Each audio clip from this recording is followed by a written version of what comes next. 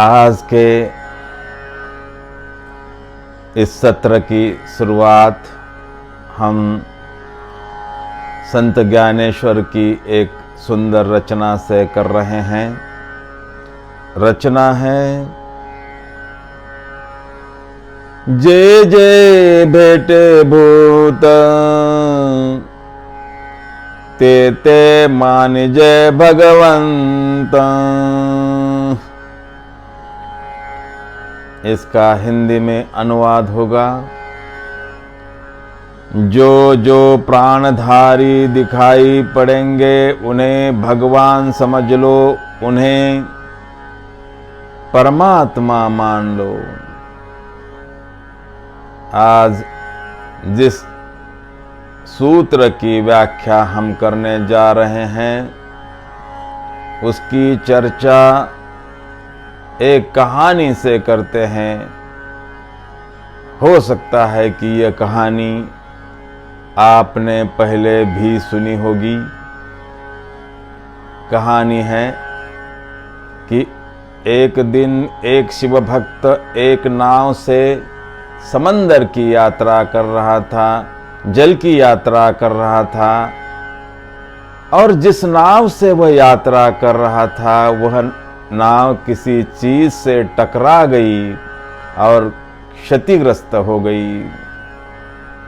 उसमें छेद आ गया और पानी उस नाव में घुसने बैठने लगा। सब यात्री घबरा गए।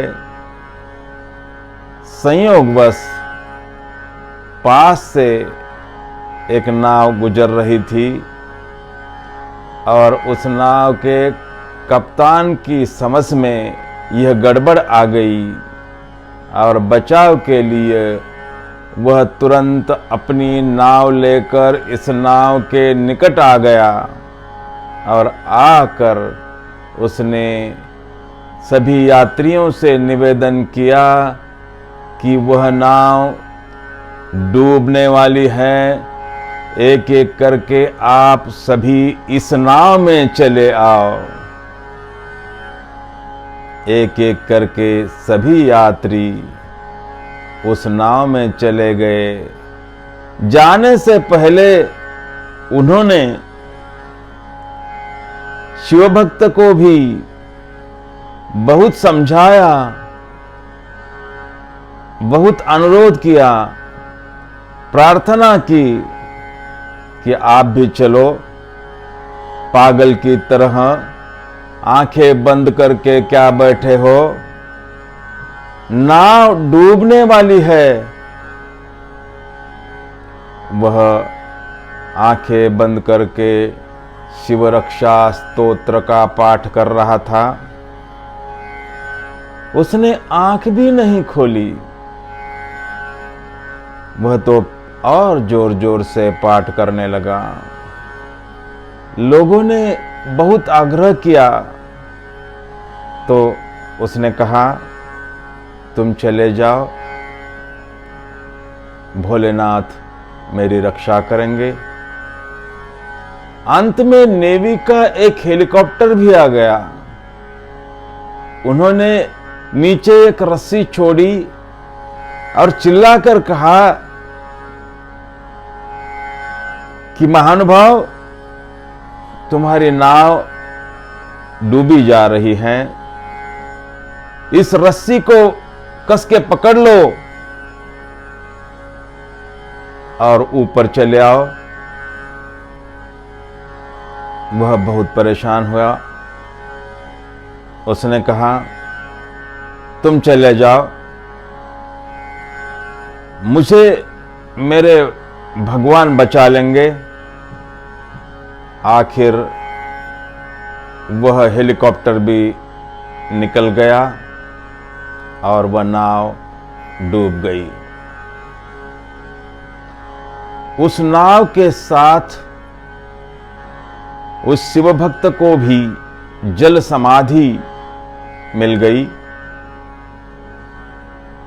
सत्कर्म किया था, जीवन भर शिव की उपासना की थी, तो आत्मा स्वर्ग में पहुंच गई।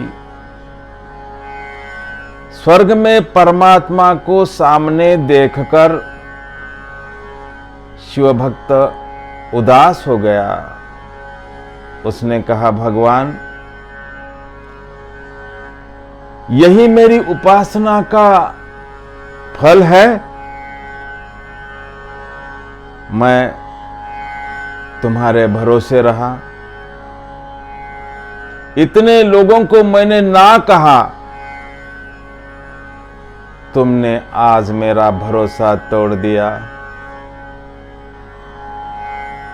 भगवान मुस्कुराए। उन्होंने उसे कहा, वत्स, कितनी बार मैं आया था, कितने व्यक्तियों के रूप में मैं आया था, लेकिन तुमने मुझे पहचानने से मना कर दिया।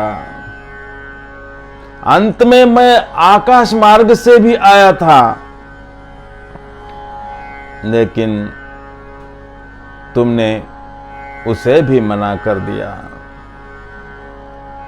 तुम आदमी कैसे हो?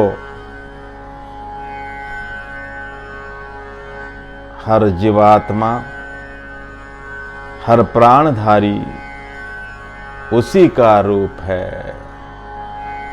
अगर आपके पास आर पार देखने की कला है, आर पार देखने की दृष्टि है,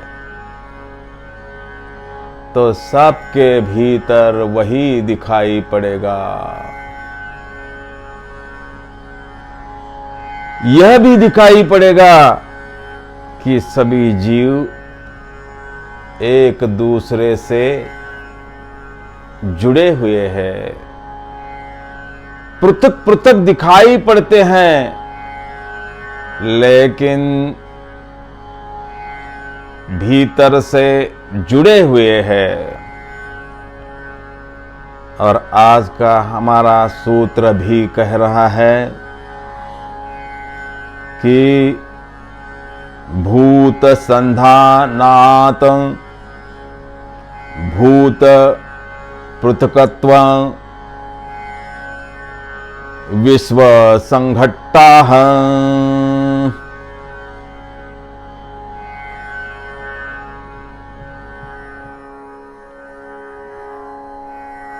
शिव सूत्र का जो पहला अध्याय है शांभवोपाय, उसके 20वें सूत्र की चर्चा हम आज कर रहे हैं। सूत्र को ठीक से समझने के लिए एक और कहानी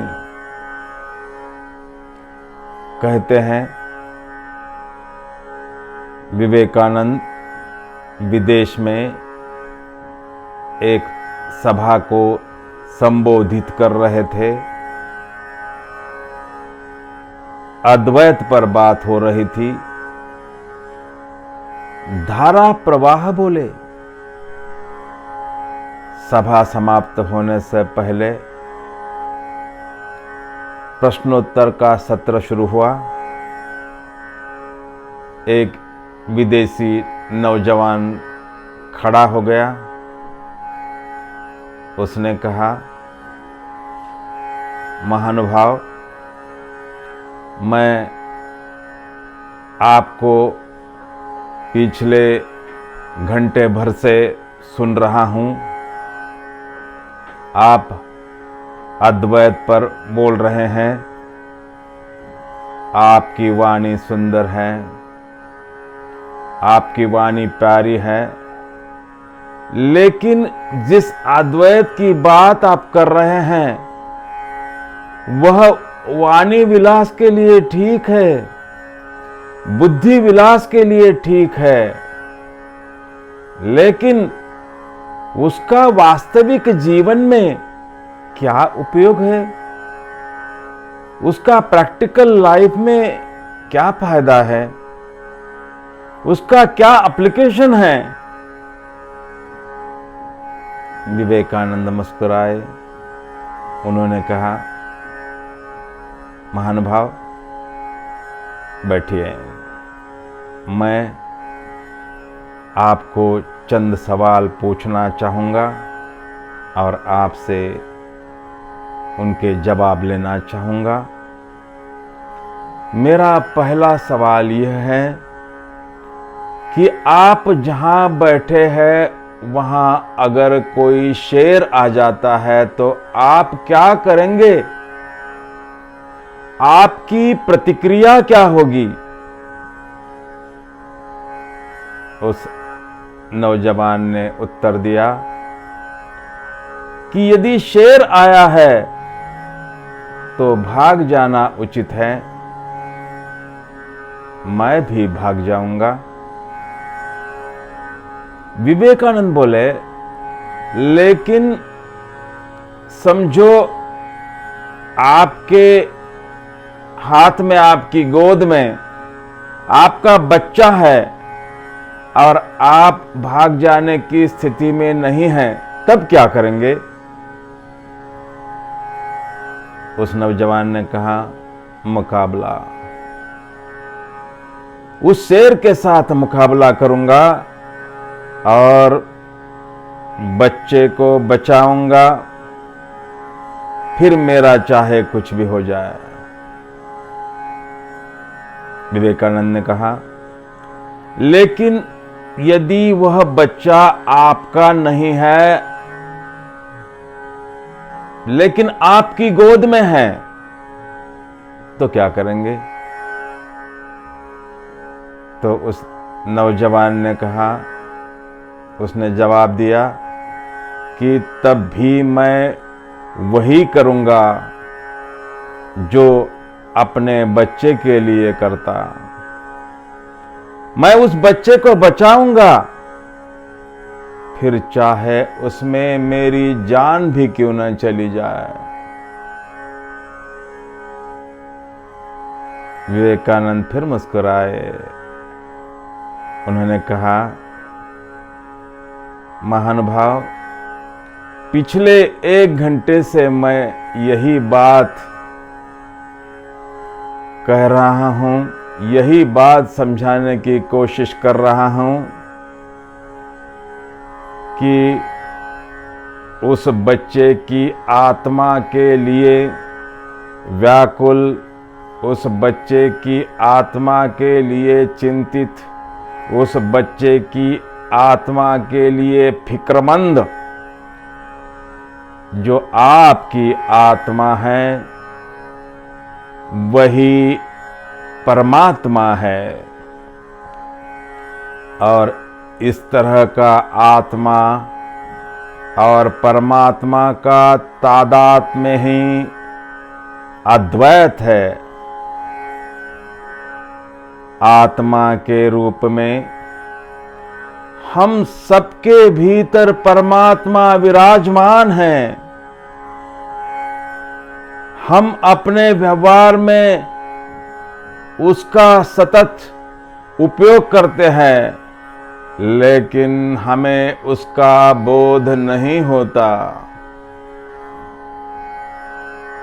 सूत्र कह रहा है,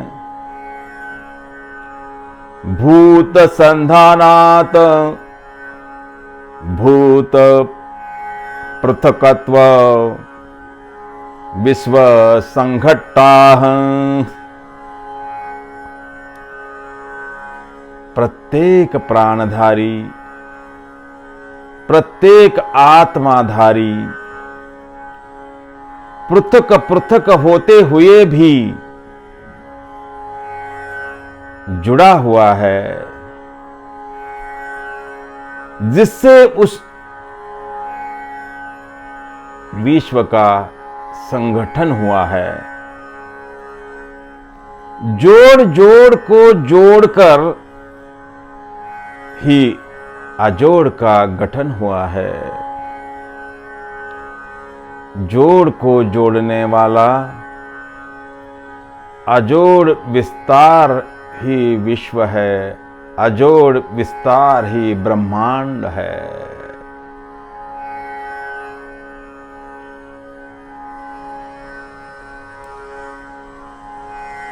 आज का यह जो शिव सूत्र है, इसमें भूत शब्द का प्रयोग किया गया है, लेकिन उसका अर्थ भूत पिशाच नहीं है। यहां भूत शब्द का अर्थ है देह धारण करने वाले सभी मनुष्य, पशु, पक्षी, जीव जातियां, सजीव की सभी प्रजातियां, जिसमें वनस्पतियां भी आ गई। आगे बढ़ने से पहले उपनिषद की एक ऋचा जो इस प्रकार है। एको देवः सर्वभूतेषु वासः सर्वव्यापी सर्वभूतान्तरात्मा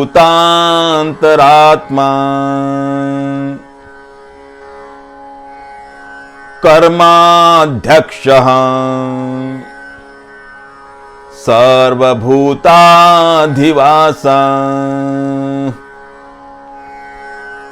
साक्षी चेता केवलो निर्गुणश्च।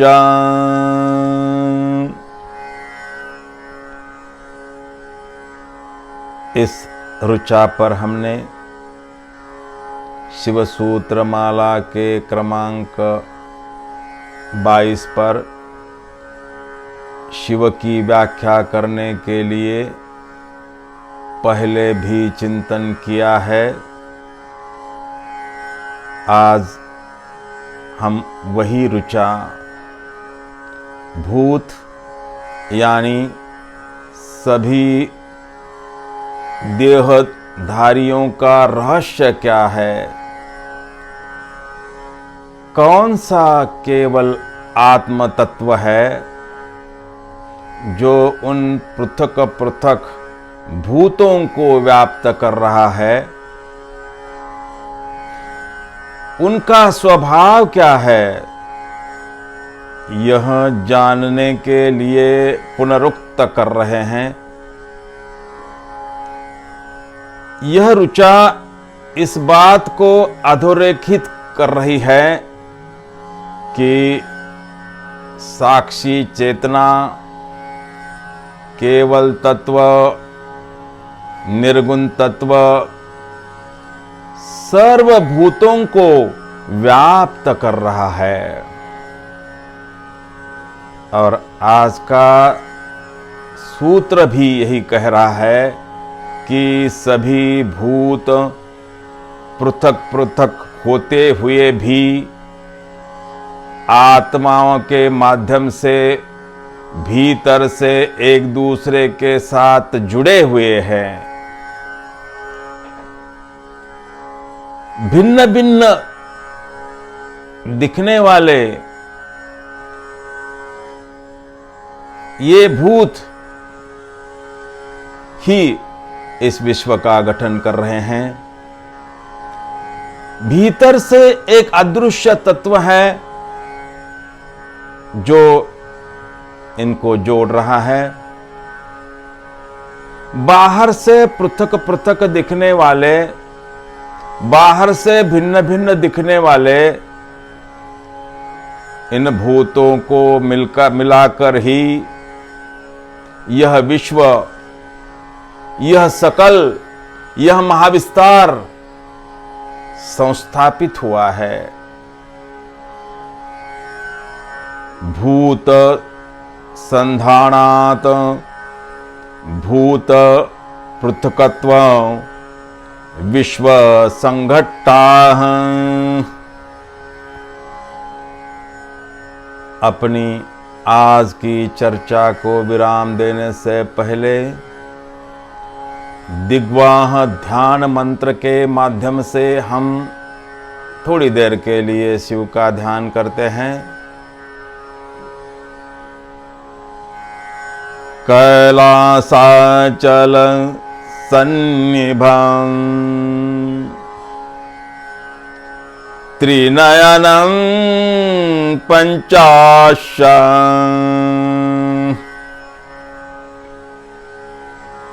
मुम्बायुतं नीलग्रीवां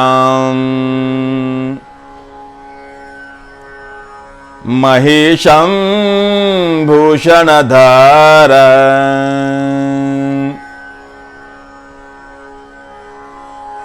व्याघ्रत्वचं प्रावृतम्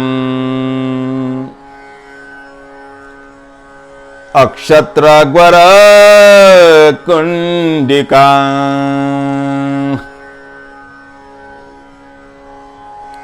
भयकरं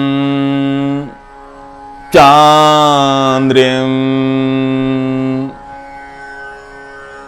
कलाविव्रतं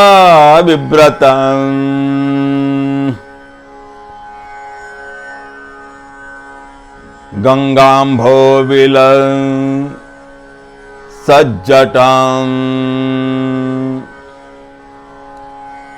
दशभुजं वन्दे महेशां परमम्।